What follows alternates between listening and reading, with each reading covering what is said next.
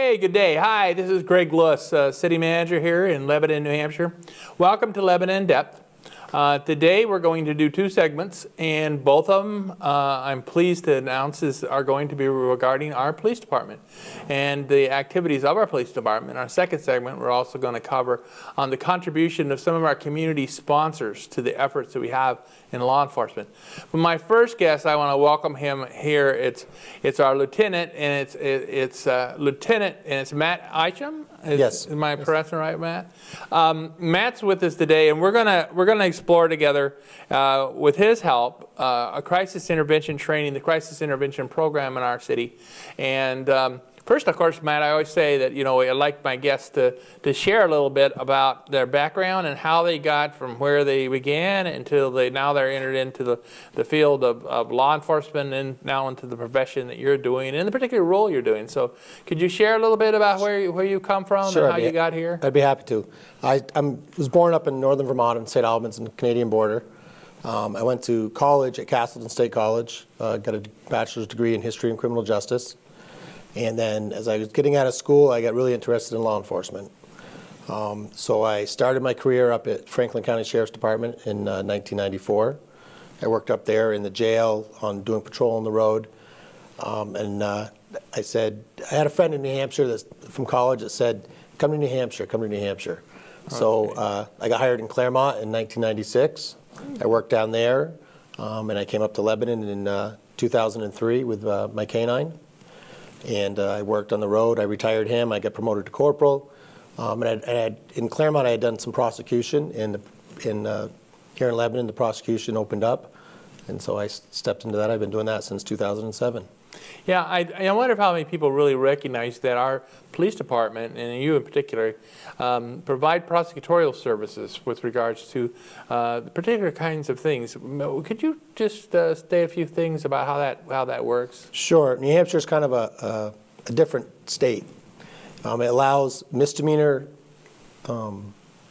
cases and below, so violations, misdemeanors, to be prosecuted by police officers. And you don't have to have a law degree. Majority of them we go to a training at the police standards and training 2 weeks, and then it's just on-the-job training, and you're doing everything a state's attorney would do without having a law degree. So you're learning under fire, and you're presenting evidence in front of the district court, DWI trials, domestic assaults.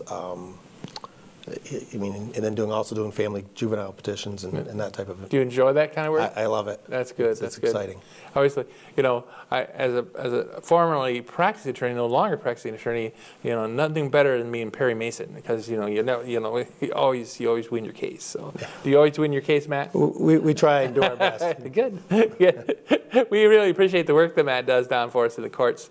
And then today, Matt, we are going to look into our question about crisis management in our community, and in looking at crisis management, our program, we got a crisis intervention program, and we also have some training that's offered under that. So could you kind of fill in the blanks for the listening residents as to what that program's about? Sure, and it actually comes right out of my prosecution role, because you notice in the courts that we have a lot of people that they're really probably aren't there because they're criminals. They're there because they have some type of mental illness that they weren't able to deal with, which brought them in contact with the police. Because, we're kind of the catch-all. We always end up, if someone has a problem, somebody can't get help, they call the police go there, and we're supposed to help them. And we only have so many tools. So as I'm seeing these people that have mental illnesses in the court system, I'm saying, what can we do to not put them in jail? Because it's not helping them when they're in jail. Yeah. So we started a mental health court, and out of the mental health court, I went to a training, and I learned all about this CIT, crisis intervention training, crisis intervention teams. And I'm like, what is this crisis intervention team? So in looking at that, crisis intervention team program is giving officers on the street that come in contact with people that are in mental illness crises every day, giving them specialized training to help them identify the person is suffering in crisis, has a mental illness, de-escalating them from their crisis, and then the third part of it is to divert them out of the criminal justice system if possible. Yes. To get them the treatment, are they off their medications? Do they need to get back into contact with their doctors to get back level again so they can then function as they were? So based on that's how I got back. Rochester Police Department, there's a sergeant there. He's kind of the guru of crisis intervention for the state. And I got in contact with him, and I was able to work with Dartmouth-Hitchcock, West Central Behavioral Health, the New Hampshire Hospital. It's a community effort, and I was able to put a training together to get 10 of our officers certified in crisis intervention. Oh, that's great. Now, because although I've been here about 2 years and a couple months so far here, but over my lifetime, I have, I think I started out as a public defender, and part of it, we had a contract in which we provided the defenses to mental health commitments. And there's been quite a bit of change in the mental health field over since I started in 1974. And there was a lot of state institutionalization going on, and then is now moved to a local delivery system. And yes. So it's, and there have been some problems, I know, in my other experiences in other parts of the United States with providing services on the local level, because there's quite an influx of persons that no longer are now in our communities. In the past, have not necessarily been in the communities, and there seems to be a lot of benefit of the fact they're in our communities. To be a more productive, sustainable way of approaching people with mental health issues. But it does put quite a strain in terms of the need. And I've talked, and I'm gonna try to get the behavioral services folks from mental health in here too, because we provide some funding for them, and I know that they're having some difficulty sometimes in funding and meeting needs. So that's a lot of it, the funding. Yeah. So is it changed over this period of time? Is there more, or maybe it's more recognition? I don't know. Is it more people that have mental health issues, or more recognition of their mental health? Since you mentioned that, in 1953, the New Hampshire Hospital had an average population of 2,750 people. That's how many beds they had. And today, they have a population on average of 145. See, what a dramatic jump. Because of all the lawsuits in the 70s and everything. It took people out of institutions, put them out in the community, which a lot of people should be in the community. Services should be provided locally. In 1990, New Hampshire was, the National Alliance of Mental Illness said New Hampshire was one of the top providers of mental health care in the community. Mm-hmm. And now, just in 2011, the Concord Monitor and the articles, right now mental health in New Hampshire is in crisis. A lot of it is budget, mm-hmm. because if you put more people in the community, you need to provide more, and they do the best they can. They provide as much as they can. But also, that's putting more people in the community, mm-hmm. who may not be adequately getting the services, mm-hmm. and therefore it brings the police involved. Because, as I said, we're the people that get called in the middle of the night when someone's in crisis. Could you outline for us maybe how someone gets into our system, as an example, hypothetically, and then encounters, having particular experience themselves with their mental health issues, and they're into the criminal system, and then how does our crisis and intervention mode work to meet that situation? Someone may be suffering from mental illness and just act out. They'll start breaking things. They'll start, and the family doesn't know what else to do. Can't calm them down. They may push their family members, mm-hmm. because they don't know. They think they don't know what else to do, and that's how they act out. Yeah. So then we get called as police. What this training does is it allows us to have coverage across all shifts, because these are patrol people. They're patrolmen, patrol women, mm-hmm. that are getting this training. We identify that, there might be a mental health crisis here. We get one of these special training officers there. And with the training, like I said, they can identify it, and they can provide a more compassionate, more humane approach to dealing with this person, get them out of their crisis, and then figure out if they can help them. Do they need to go to the hospital to seek treatment, mm-hmm. rather than, yes. And that's how the whole training evolved. It's taking more time, mm-hmm. and it's about doing what's right, because the old, when I first started, you'd go to a call like that, you'd go in, and you'd be there, within 5-10 minutes, you've taken care of the problem, you've removed the problem, and you're gone. Yeah. This training says, wait, stop, take 10-15 minutes, talk to the person one-on-one, and try to find out, get them calm so you can deal with them.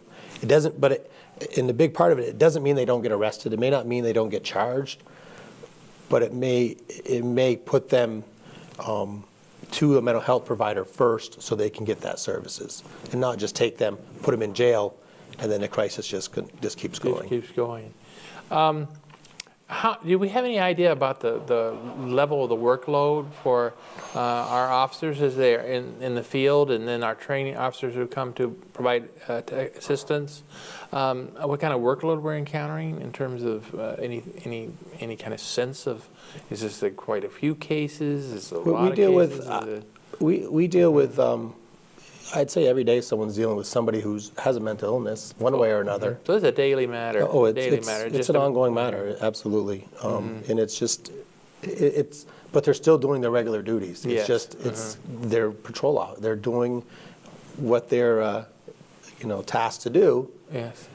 But now, if we identify as a special situation, they then have the tools to go forward and to assist with that. And in order to do this training, to understand the techniques and the proper procedures and practices, where do you go to get this kind of training? We held the training right here in Lebanon. It's a 40-hour training. It consists of, as I said, all these agencies came in and helped teach. It's all the agencies all volunteered because they realize how important it is. Nobody was paid to come teach for us. But it teaches about mental illnesses, what they are, borderline personality, other disorders, substance abuse, suicide prevention, Alzheimer's, autism, the civil commitment process, de-escalation skills, and then at the end of the week, we actually have mental health professionals come in and be role players. Okay. And then the officers actively have to engage them and try to de-escalate them, and take care of whatever the issue may be. Actually experience. So it's hands-on. And if you don't complete 40 hours, then you're not certified as a crisis intervention. Well, that's great. And you mentioned in our last couple of minutes, you mentioned trying to divert and going to diversionary approaches. So people just don't go into go right into the criminal system and that. Right. What kind of diversion programs, what are their options? When I say divert, I mean as in, rather than go to jail, they go to Dartmouth-Hitchcock Medical Center and get, which then they may be sent to Concord Hospital if they meet the criteria to be admitted there, or they may go in-house at Dartmouth-Hitchcock. So it's not like a diversion program, it's more of diverting them from a criminal justice solution to a mental health solution, and getting them to where they should be. In our closing comments, are there some messages or some comments that you want to make sure that the public is aware of in dealing in your field? Mostly just, we understand there's a problem, and we want to help, because that's what we're paid, that's what we're tasked to do. We help society. We're here to protect, to serve. But we don't, it's not a free ticket for everybody too. Just because you may have a mental illness, if you commit crimes, you still have to face those consequences. But we just try to do it in a more humane, compassionate way. And as I said before, it's doing the right thing for the right reason. Thank you very much, Matt. We want to thank our lieutenant for being here. This is another illustration of our police department in providing the basic services of law enforcement in a modern 21st century community that's trying to be sustainable and to work and support those in our community and helping them achieve some sufficiency in terms of how they handle their lives. So once again, we show that we see the quality of the work of the police department, and we extend our thanks as a city manager. I always think highly and always thinking of our police officers each time they're going to responding and not know quite what they're going to get into, and that they have this different equipment, not just the tools of law enforcement, actually the way the thinking is and how it might be approached. So we want to thank Matt for being here. We want to thank all the officers that engage and become certified for helping us look into how we better can serve those who have mental health issues in our community. Each of us probably know someone with a mental health issue. They are friends or relatives. They are that are neighbors. So they are part of us, and so we want to be appreciative and try to find ways of serving them, as well as protecting the entire community. Thank you very much today. I'd like to thank you too. Yep. Thank you. Thank you, Matt. Hey, welcome to our second part of our show today. As I said, we're on the police department, and today we're going to talk about the Canine Awareness Day, among several things. And we'll talk about getting involved in the community and supporting the community. I have two of my favorite people as my guests today. And the first one is our captain, Captain Tim Cohen. Thanks. And Tim, you're here because you're part of our involvement in our canine awareness. Yep. And then I'm also really pleased to have a person that I greatly enjoy and appreciate, and that's Curt Jacques. And Curt is with his beautiful company that he has, which is the West Lebanon Feed Supply. And I'm a steady customer. I'm one of those satisfied customers, but I have 3 dogs and a Maine Coon cat now, and we find that we're always there. Every other week I have a bath for the 3 dogs at the Clean Paws, which is a dog wash. They also wash other things there too. The cats. They even said they wash guinea pigs, and I can't imagine what the washing a guinea pig would be like. But so it's a neat place, and so I'm real pleased because I got the people that I really enjoy being around with Tim and with Curt today. Tim, how did you get connected with the canine as far as the law enforcement? How's that happen? Well, as a little kid, I grew up in a small town, Cape May, New Jersey, and there was a police officer there that had a dog, and his dog's name was Kipper. And I always liked Kipper, and I'd always see him when he was out walking Kipper, and I always, as a little kid, was impressed with that.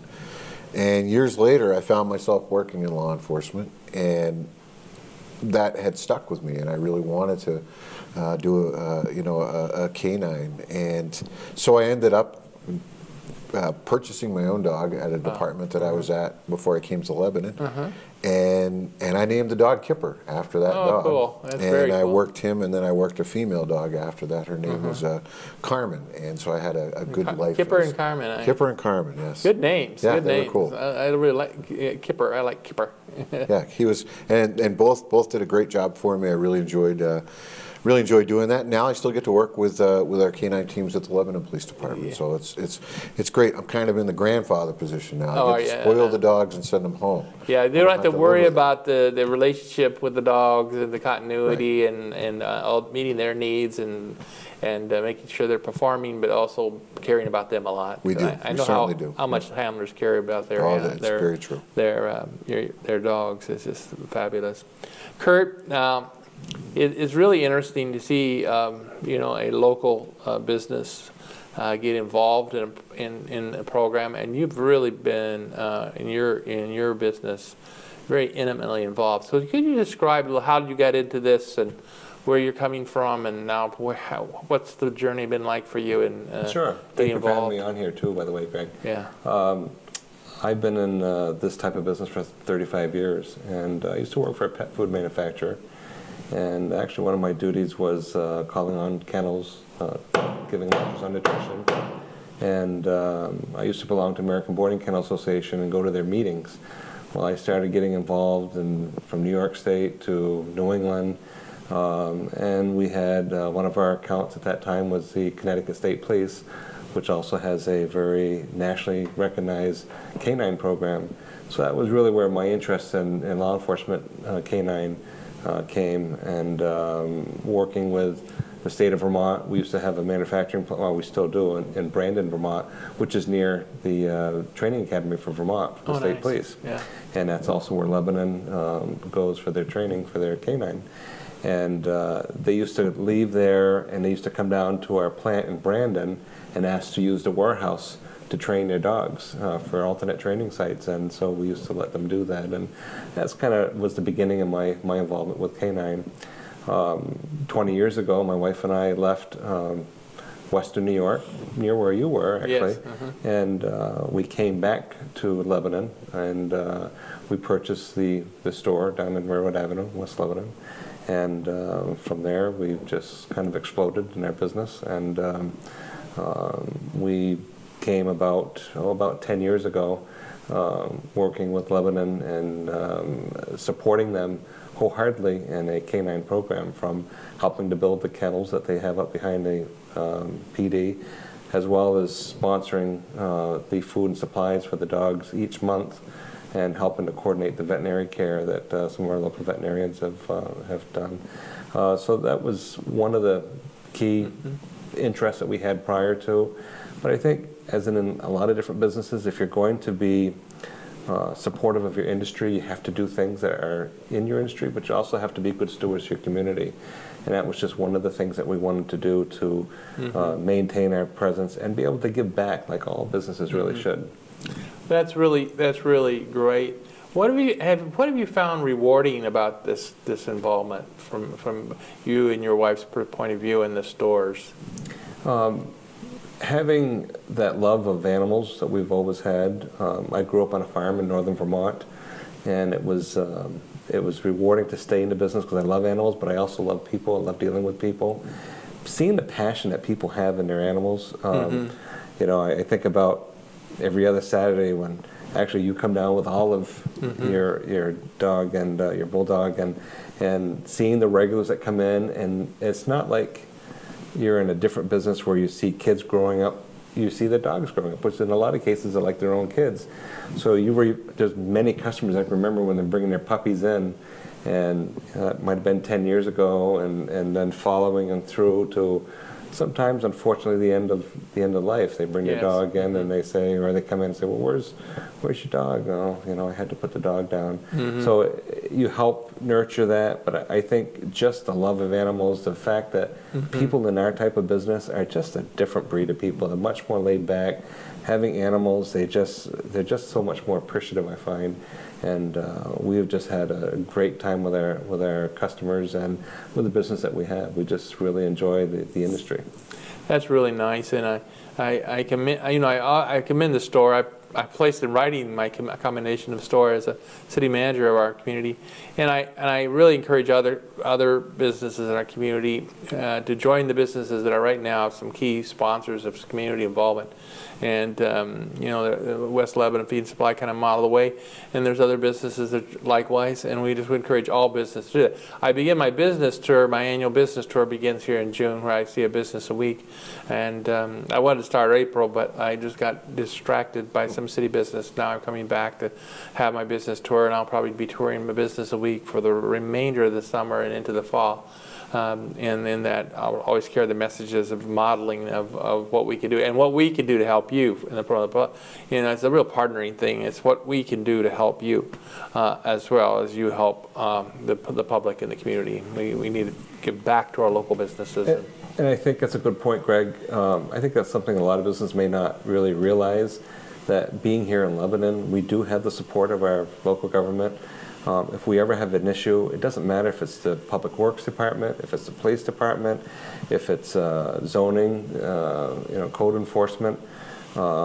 We have a great relationship with all the departments, but we respect what they do, and we respect their knowledge and them and able to help us. And we feel very comforted to know that we live in a community that it's not you against us. It's we're all here to live together as a family, but as participants in this community. It's very rewarding as a business to have that. That's nicely. I will mention as an aside that we began our Economic Vitality Exchange the month of June, in which 7 business representatives, and along with 2 chamber representatives, will join 3 city council members and the president of the chamber and the director of the chamber and me as city manager and my planning and zoning director in monthly meetings to talk about economic vitality. It's basically a conversation that we're going to have on economic vitality, what it makes it work, what's holding it back, what can help, what can hurt, and have that group of people network and have conversation about what we can do better.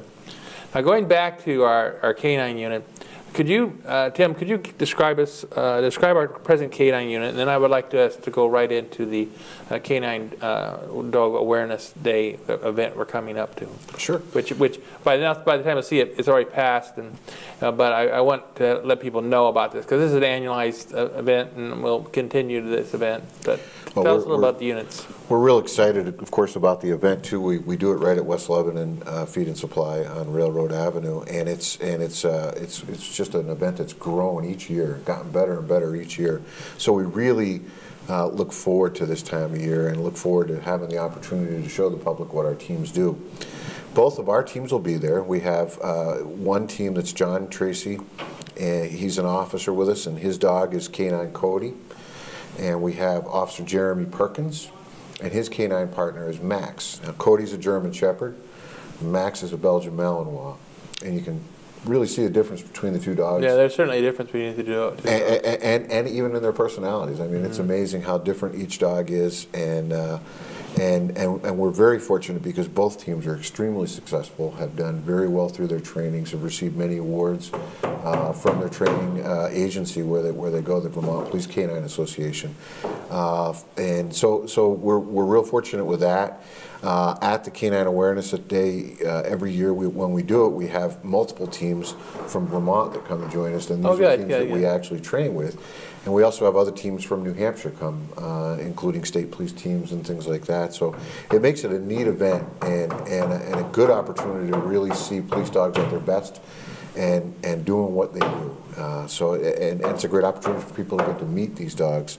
So we look forward to it again every year, and this year is no exception. That's great. I know that's going to be a really kind of it's a festival kind of day. I know that I will be there with my canine unit, all of the English Bulldog that Curt remarked of, and then my Barker Finley, the Retriever. I'm not bringing the poodle though. The 5-pound poodle is staying home. She's just too annoying. So I think that's really a neat, to celebrate our there's many successes to celebrate that. I mean, I know the city clerk's going to show up there, and the top dog contest, and another Curt. Curt, once again, West Lebanon has brought to bear their support for something that is fun in the community, and it's got a lot of interest. The top dog contest, and there'll be the top dog persons chosen, and their dog will be there, and they'll present that. I think the mayor will be there to present. I know Georgia Tuttle will be there ceremonially to present, and then I think the city clerk is also providing things there actually where that people can get licensing, and some other things will be there for people.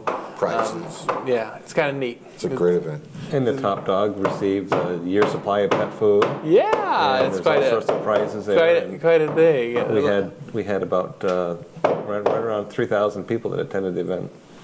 And I think that hopefully we'll have some more. We'll report back on that. I know we're going to be shooting a promo on it, so that's kind of neat. We want to, these are kind of things that are really neat events. They're really, and we hope to have more and more of these type of events in different ways to illustrate how great the community has capacity to do things, important things, and fun things, and yet meaningful things. So it's kind of nice. And they're going to be doing some actually demonstration, as I recall, that our officers will be running their dogs, and they'll be showing different maneuvers that they do. Different obedience and everything from handler protection to obedience to.